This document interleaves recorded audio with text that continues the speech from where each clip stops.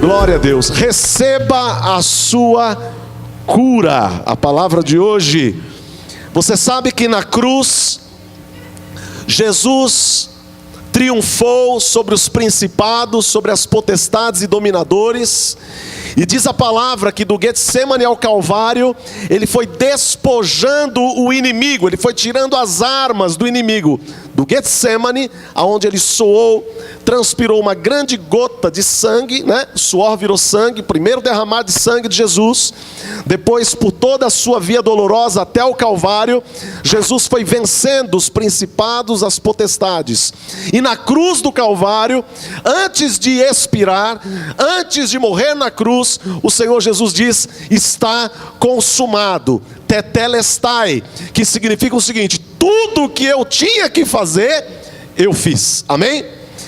Então, essa grande vitória que Jesus conquistou na cruz, ela nos é dada por herança, ela nos é dada por direito. Quando cremos em Jesus, não cremos numa figura apenas humana, como muitas religiões seguem uma figura humana. Nós cremos num Jesus completo, como figura humana, como Messias, como Cordeiro que foi morto e ressuscitou ao terceiro dia e está vivo aqui em nosso meio. Não é apenas um profeta, como muitos acham. Não é apenas um líder, como outros pensam. Ele é o Senhor de toda a vida. Ele é o Senhor de toda a terra. Ele é o Senhor, Ele é o Rei do universo. E Ele está aqui nessa noite. E tudo que Ele conquistou é para você. Tudo que Ele conquistou na cruz é para você. Tudo foi por você. E é interessante que assim como ninguém aqui é igual ao outro, os 7 bilhões de pessoas que vivem na terra, nenhum é igual ao outro, pode ser parecido, mas não é igual. Deus conhece cada ser humano. E isso parece loucura, né, irmãos? Mas essa é uma capacidade que só Deus tem. Não dá para a gente entender. Então Deus ama cada pessoa. Deus ama todos nós.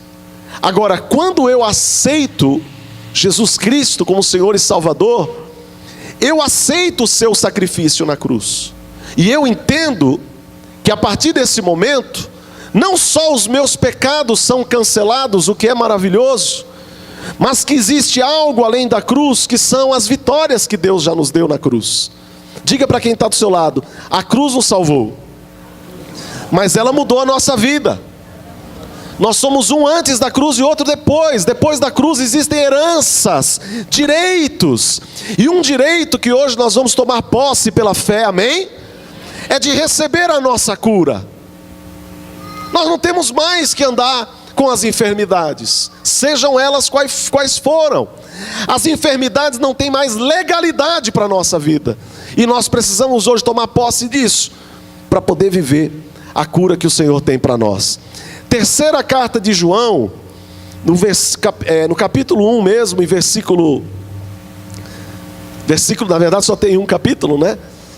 Terceira João, versículo 2. Olha o que diz a palavra: amado, peço a Deus que tudo corra bem com você, e que esteja bem, e que esteja com boa saúde, assim como vai bem a sua alma. Tem outras versões que falam, né, que esteja bem, que você esteja saudável, assim como a sua alma é saudável. Ou seja, diga para você mesmo: existe saúde na alma, existe saúde no corpo. E nessa palavra, um apóstolo, já está dizendo assim: que você esteja tão bem no físico, como você está bem na sua alma. Mostrando que existem duas áreas que nós precisamos de cura: no físico e na alma. Você já, infelizmente, todos nós, já fomos ou tivemos que ir a um cemitério. E lá no cemitério, eu costumo olhar sempre as plaquinhas das lápides, e eu vejo as datas de nascimento e as datas de falecimento. E aí você vê muitas pessoas que nasceram década de 20, década de 30, década de 10, pessoas que já se foram e viveram longamente, viveram seus 90 anos, seus 100 anos, seus 89 anos, mas você vê também coisas muito estranhas, pessoas que viveram 5 anos, 10 anos, 15, jovens que perderam a vida com 18, 17, 20, e o que a gente entende quando vê isso? Eu sempre, quando eu vou, eu reparo nisso. Eu vejo que muitas pessoas partiram antes da hora. Muitas pessoas foram antes da hora. E eu não estou falando aqui necessariamente de pessoas que foram por acidentes, mas muitas por questão de enfermidades. Muitas por questões por causa de enfermidades na alma, têm tirado sua própria vida. Eu quero dizer para você nessa noite, que Jesus tem um bálsamo que vai te curar por dentro hoje e vai estender isso para o teu físico. Se você estava entrando numa linha de depressão, hoje você vai experimentar uma saúde, uma cura. Você vai ser banhado pelo Senhor e isso vai sair da tua vida em nome de Jesus. Amém? E também enfermidades físicas. Deus tem essa mesma vontade, que sejamos prósperos, como diz uma outra versão, na saúde, no corpo, como é próspera a nossa alma. Qual é a grande dificuldade nossa? E isso é evangelho. João 10:10, a Bíblia diz: o ladrão vem somente para roubar, matar e destruir. Jesus está dizendo: eu vim para que tenham vida e a tenham em abundância, completa, uma vida abençoada, não uma vida sem lutas, não uma vida de sofá. Jesus nunca prometeu isso. Ele prometeu uma vida abundante, e essa vida abundante é uma herança que Jesus conquistou na cruz do Calvário. Porém, ele já sinaliza qual é a missão do inimigo. Sabe qual é a missão do inimigo? Destruir você. Mas se você está aqui nessa noite, é sinal de que o diabo não está conseguindo. Diga: eu sou um milagre. A gente tinha tudo para dar errado, mas Deus decidiu fazer a gente dar certo. Amém, querido? Aleluia. Como é que o diabo quer matar alguém, destruir alguém? Só fisicamente? Não. Ele quer matar emocionalmente. Ele quer matar fisicamente. Ele quer roubar você. Ele quer roubar as verdades da palavra. Deus diz no livro do profeta que o meu povo está morrendo, está sendo destruído porque lhe falta conhecimento. Ou seja, quando o conhecimento me é tirado, eu começo a viver destruições. Então o diabo também não quer que você conheça a palavra. Algo que você precisa entender hoje, que a cura divina é importante para você. Existem catalogadas 7.000 doenças, aproximadamente. Porém a medicina só tem cura e tratamento para 500 delas. Nem 10% das enfermidades a medicina conseguiu atingir. Existem feridas emocionais que não são resolvidas com tratamento psicológico. É importante que hoje a gente aprenda a liberar fé até com as coisas que são pequenas, até com coisas que estão dentro de nós que aparentemente são pequenas. Você sabe o que precisa para abrir uma grande porta? Uma pequena chave. Uma pequena chave pode causar uma grande brecha. A Bíblia diz que a língua, como um dos menores órgãos do corpo, pode colocar fogo em toda uma floresta. O diabo não precisa de muita coisa para nos matar, ele precisa de alguma coisa. E se ele encontrar algo em nós, ele vai usar isso para nos destruir. Então é importante que a gente libere fé em todas as áreas que nós podemos chamar de pequenas doenças. Pessoas que têm uma baixa autoestima, pessoas que tudo afetam elas. Isso não é normal. Isso não é saudável. Você nunca vai ser feliz se tudo te afeta, se tudo é indireta, Segunda Crônicas 16, versículo 12 e 13, a Bíblia diz assim: no ano 39 do seu reinado, ele foi atacado por uma doença muito grave nos pés. Mesmo assim, não pediu socorro a Deus, o Senhor, mas confiou nos médicos. No ano 41 do seu reinado, Asa morreu. Nós não estamos dizendo para não confiar nos médicos. O que nós estamos dizendo é que o rei Asa, diagnosticado com uma enfermidade nos pés grave, confiou mais nos homens do que em Deus. Ele desprezou a Deus. Olha o que a Bíblia diz: mesmo assim, não pediu socorro a Deus, mas confiou nos médicos. 2 anos depois morreu. Se nós não liberarmos fé nas curas que nós precisamos, confiando apenas no homem, nós que somos o povo da cruz, estaremos desprezando o Senhor. Quantos estão entendendo? Então, o que há de verdade acerca da cura que Deus tem para nós? A primeira verdade é que Deus quer curar você. Você pode estar aqui hoje dizendo assim: mas pastor, eu não tenho nada, eu estou bem, estou suave, está tudo bem, está tudo tranquilo. Querido, a vida tem esquinas.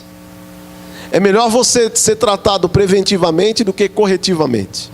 Talvez esteja tudo bem na sua vida, e se estiver tudo bem, graças a Deus, já fica com esse remédio, com esse antídoto, com essa vacina na sua veia, de que ainda que se houver uma enfermidade lá na frente, Deus quer curar você dessa enfermidade. E se você estiver carregando alguma enfermidade, seja na alma ou no corpo, saiba que Deus quer curar você. Amém? Por que Deus quer te curar? Porque Ele te ama como filho. E porque curar enfermos faz parte da natureza de Deus, faz parte da essência de Deus. Êxodo 15, versículo 26, olha o que Deus diz acerca dele: eu sou o Senhor que te sara. Uma das identidades de Deus é: eu sou o Senhor que te sara. Quantos creem em Deus aqui? Então teu Deus é o Senhor que te sara. Ele é o nosso médico, é a nossa saúde. Porque Malaquias 3,6, o Senhor diz assim: eu sou o Senhor e não mudo. Hebreus 13,8 diz assim: Jesus Cristo é o mesmo ontem, hoje e para sempre. Então, se Ele não muda, e se Ele não mudou, Ele continua sendo o Senhor que nos sara. Amém? Quem está entendendo? Deuteronômio 7, versículo 15, diz assim: o Senhor afastará de vocês toda a enfermidade, e não porá sobre vocês nenhuma das terríveis doenças dos egípcios, que vocês conheceram tão bem. Mas isso é leis, bispo, isso aqui é Velho Testamento. Eu digo para você que a nova aliança, ela é superior à velha aliança. Ela não perde, a nova aliança é superior. Deus tem essas promessas ainda para o seu povo. Amém, querido? Diga comigo: a nova aliança é superior à velha aliança. E se na velha aliança Deus já me queria saudável, na nova aliança Ele quer você mais saudável ainda. Amém? Aleluia! Em Êxodo 23, 25 e 26, há uma promessa de Deus para o seu povo, dizendo assim: servireis ao Senhor vosso Deus, e Ele abençoará o vosso pão e a vossa água, e tirará do vosso meio as enfermidades. Na tua terra não haverá mulher que aborte, nem estéril. Completarei o número dos teus dias, diz o Senhor. Diga aí para quem está ao seu lado: está entendendo, amado? Aleluia! Tem gente que acha que servir a Deus tem que ser uma coisa triste, sofrível. Muito pelo contrário, Deus quer aliviar os nossos pesos. Segundo lugar, por que nós precisamos viver essa cura?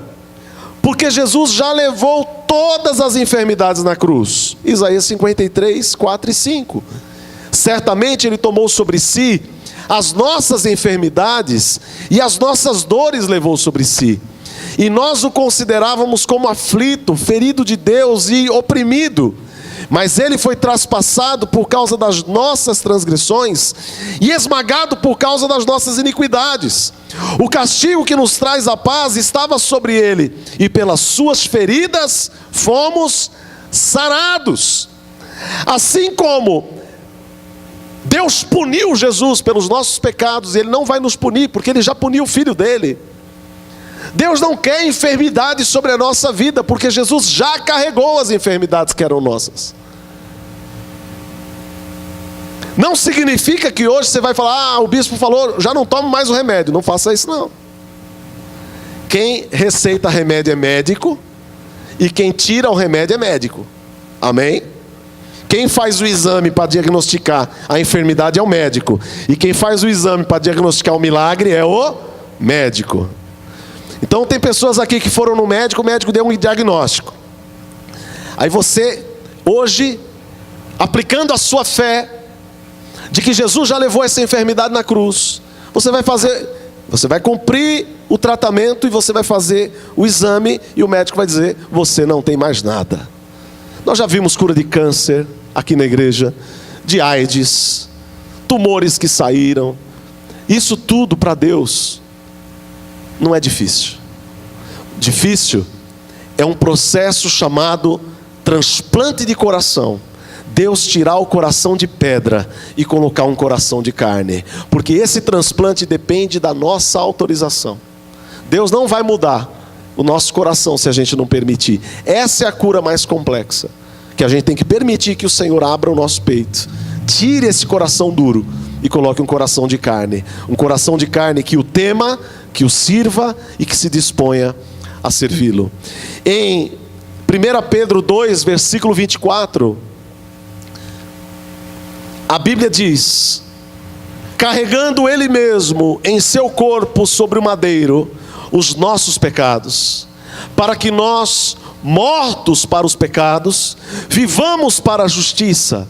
Pelas feridas dele vocês foram sarados. Diga: eu sou sarado por causa das feridas de Jesus. É direito, é tua herança. Você precisa entender que existe uma herança. Corra em fé e receba aquilo que é teu por direito. Essa foi uma grande troca na cruz do Calvário. Na cruz do Calvário, Jesus recebe tudo que era contra mim, para poder me dar tudo que é bênção para você. Tudo que era contra você. A Bíblia diz que todas as escrituras de dívida que eram contra nós, o Senhor cancelou na cruz. Todas as maldições que eram contra nós, Ele anula na cruz do Calvário e nos faz não merecedores, mas recebedores da sua graça. Amém? Você está aí ainda? Amém. Em terceiro lugar, entender, queridos, que a cura divina nem sempre é instantânea. Às vezes ela é paulatina. Às vezes ela é processual. É dia após dia.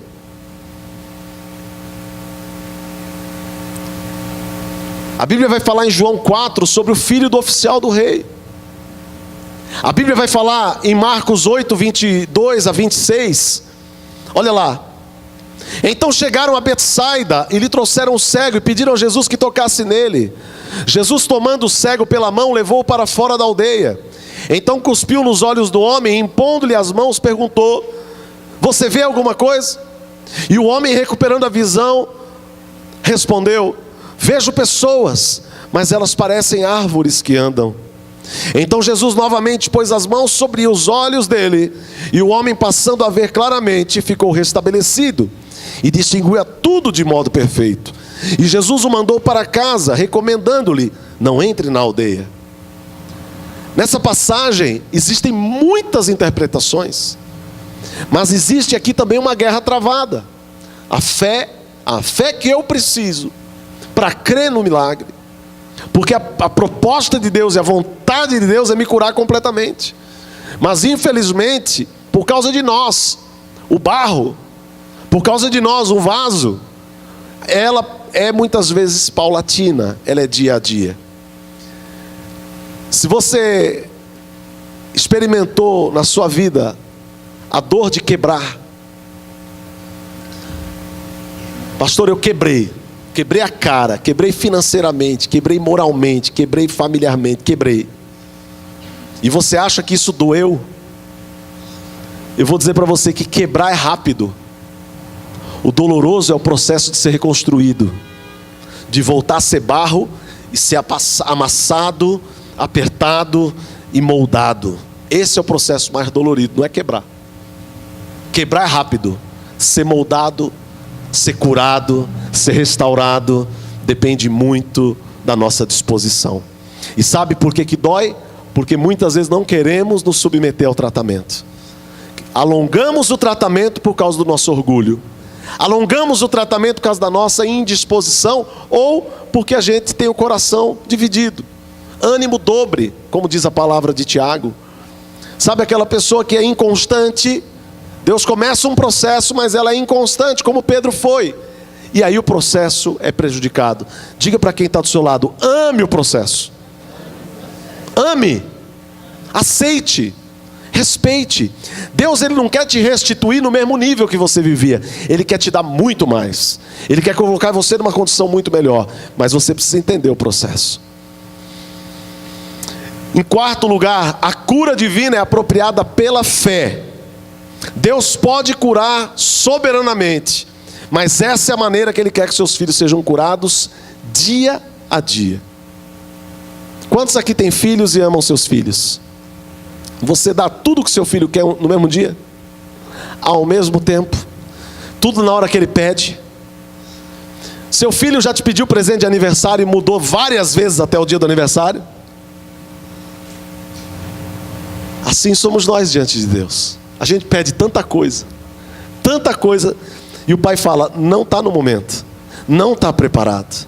Meu filho, você quer um carro, não tem habilitação ainda, vai fazer besteira, tem que esperar. Então os processos de Deus estão muito ligados a como nós nos submetemos a Ele, ao quanto nós aceitamos o seu tratamento e amadurecemos.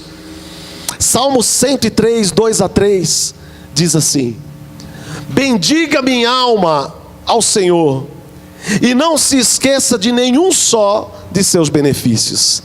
É Ele quem perdoa as suas iniquidades e quem cura todas as suas enfermidades. Levante a mão direita para o céu e diga assim: bendiga minha alma ao Senhor, e não se esqueça de nenhum só dos seus benefícios. É Ele quem perdoa as minhas iniquidades e quem cura todas as minhas enfermidades. Olha que coisa interessante que o salmista diz e escreve. Ele conversando com a alma dele, ele no controle do espírito, colocando a alma no lugar da alma. Porque se nós deixarmos a alma fazer o que ela quer, nos leva para a depressão. Mas se colocarmos a alma debaixo da regência do Espírito Santo, então o Senhor fortalece o nosso espírito recebe de Deus e dá ordem à nossa alma: cala-te, alma, cala-te. As divisões, as dissensões, as guerras, as contendas, os problemas familiares, as fofocas, os fuxicos, sabe, os problemas que as pessoas criam, as guerras internas, todas estão no campo da alma. As necessidades, sabe, mal, que não se satisfazem, estão no campo da alma. A alma é como se fosse uma esponja que absorve tudo. Cuidado com o que você tem permitido entrar na sua alma. Às vezes, não sei se já aconteceu com você, você está tudo bem, de repente vem um sentimento ruim, vem um pensamento ruim, vem uma angústia no seu coração, um abatimento na sua alma. Quem já passou por isso?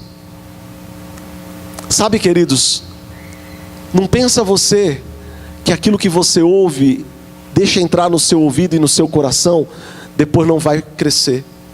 Porque o coração é a terra mais fértil que existe, tanto para a semente boa, quanto para a erva daninha. Você precisa ter um cuidado enorme com o teu coração, com a tua alma. Coração e alma é o mesmo campo emocional. Porque se tudo você receber, você pode até agora não achar que aquilo te afetou, mas aquilo vai crescer dentro de você. Então entenda que hoje inclusive precisamos de cura no nosso coração, para que Deus arranque essas ervas daninhas em nome de Jesus. Amém?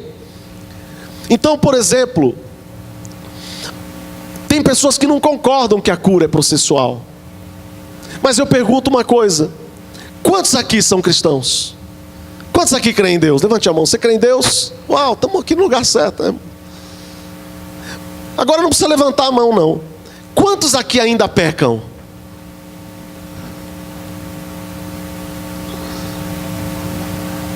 Só eu?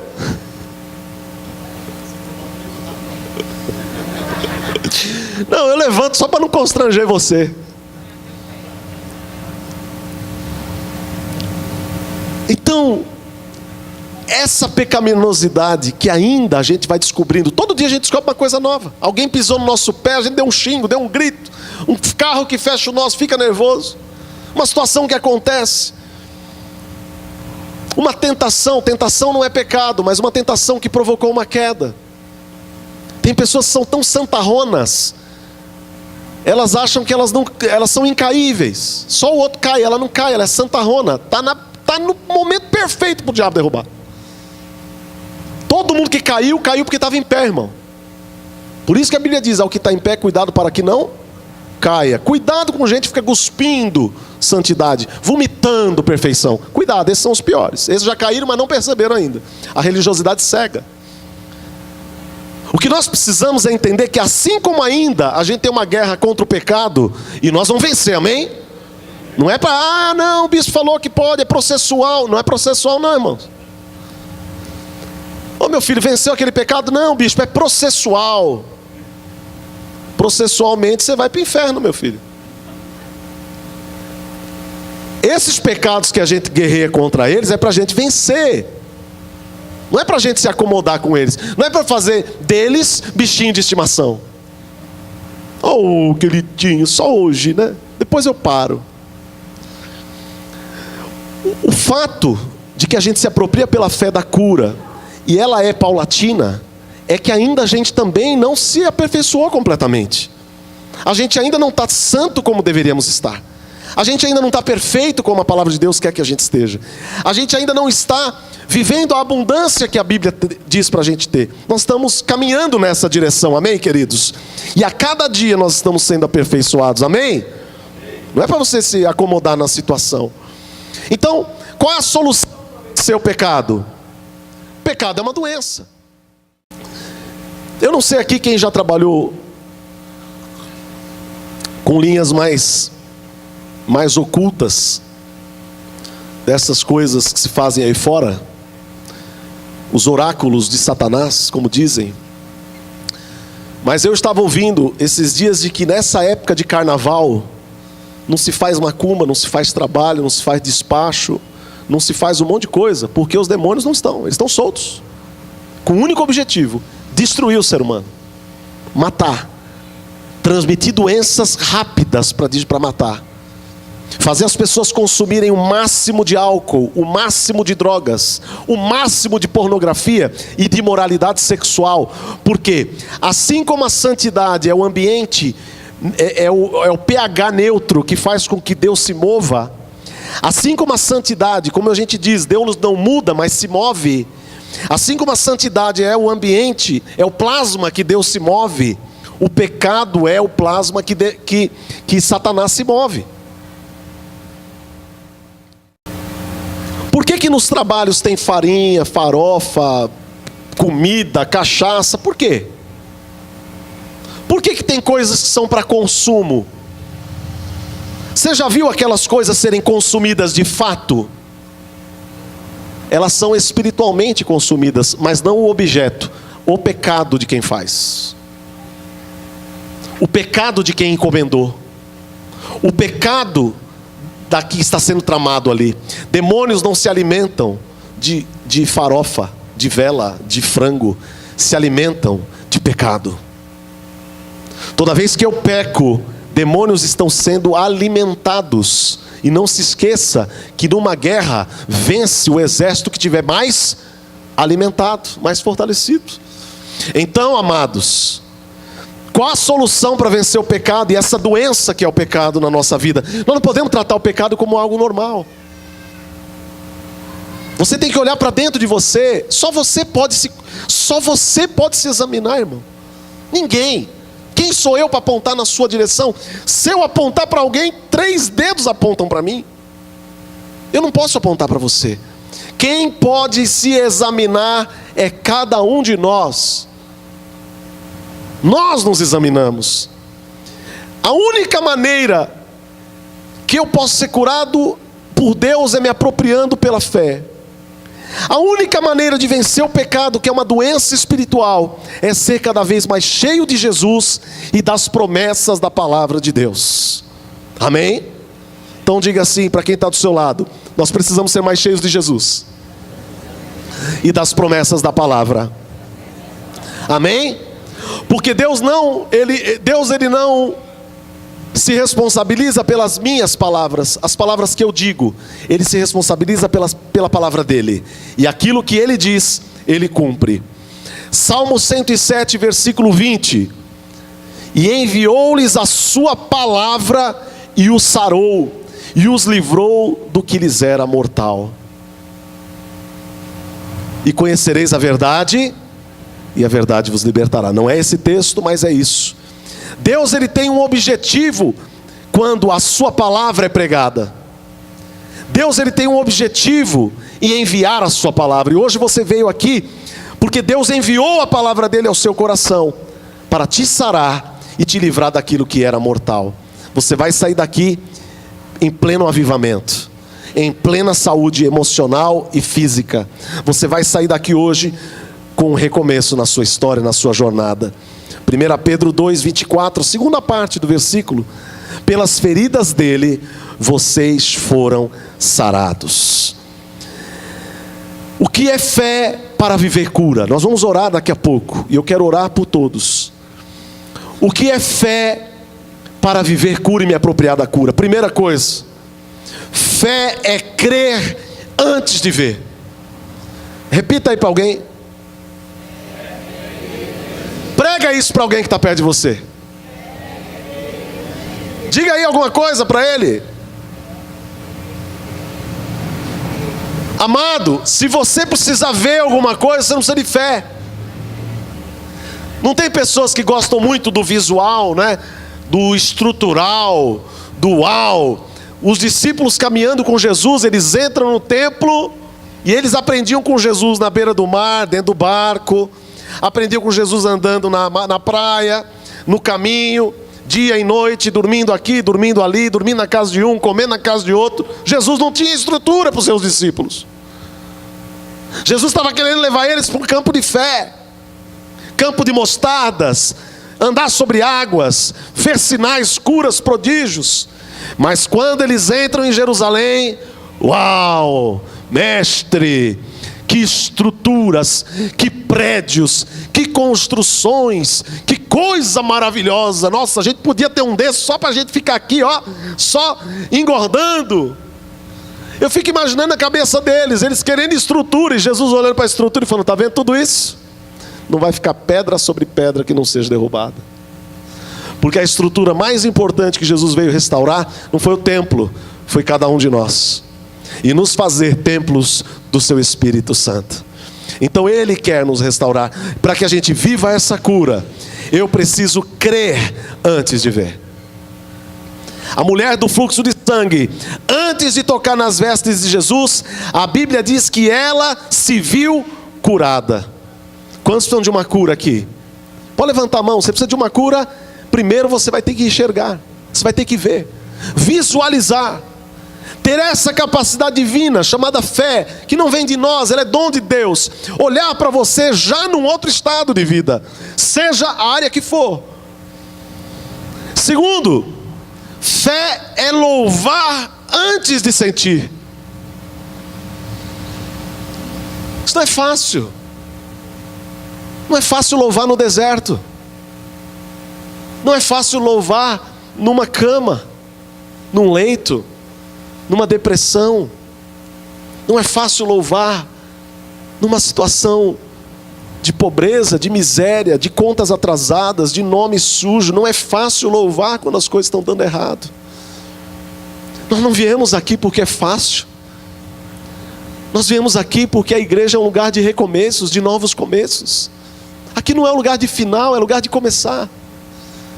Então louvar, antes de sentir, antes de viver, antes de experimentar, entrar numa dimensão de louvor, porque o louvor é o nível de gratidão que Deus recebe pelas suas narinas.